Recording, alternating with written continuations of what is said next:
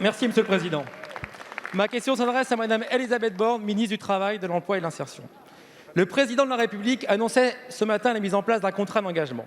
Il est la continuité de l'engagement du gouvernement autour de notre jeunesse depuis le début du quinquennat.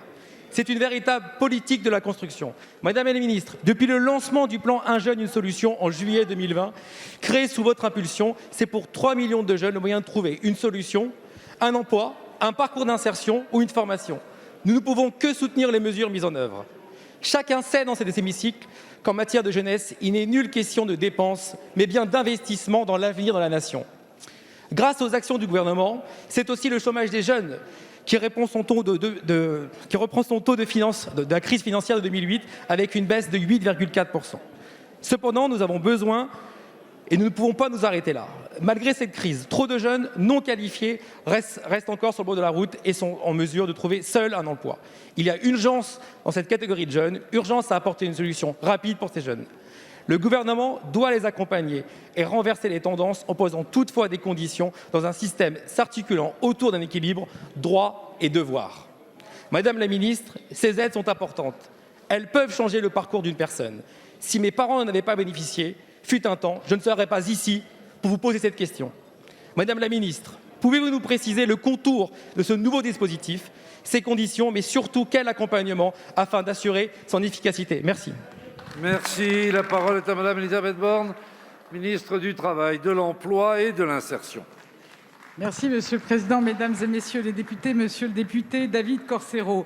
Alors, je vous remercie de me donner l'occasion de le dire. Oui, le contrat d'engagement jeune, annoncé aujourd'hui par le Président de la République et le Premier ministre, est une très bonne nouvelle. C'est une bonne nouvelle pour tous nos jeunes durablement éloignés de l'emploi pour lesquels nous devons faire plus. Le contrat d'engagement jeune, c'est une véritable transformation de nos dispositifs d'insertion professionnelle pour ces jeunes. Il s'adresse aux jeunes qui ne parviendront pas seuls à trouver un emploi et qui aujourd'hui risquent de ne pas profiter de la reprise. Pendant 12 mois, ils seront accompagnés, mis en activité de manière intensive, 15 à 20 heures par semaine, par Pôle emploi, par les missions locales, par les associations de lutte contre la pauvreté, monsieur le député.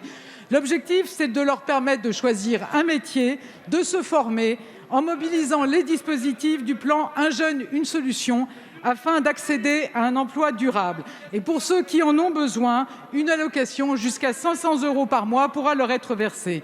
Et je voudrais insister sur un point important, monsieur le député, l'engagement. Cet engagement est essentiel. Il dit que les droits, l'accompagnement intensif, l'allocation vont avec des devoirs. Les jeunes en contrat d'engagement devront être actifs tout au long de leur parcours et accepter de s'engager. Alors vous avez rappelé les très bons résultats du plan Un jeune, une solution. Le contrat d'engagement jeune tire parti des enseignements de ce plan en proposant des parcours mobilisant toutes les solutions qui ont fait leurs preuves. Et je voudrais le redire en conclusion, monsieur le député, non seulement nous continuons sur la lancée du plan Un jeune, une solution, mais nous renforçons les moyens pour accompagner plus encore les jeunes les plus éloignés de l'emploi. Je vous remercie.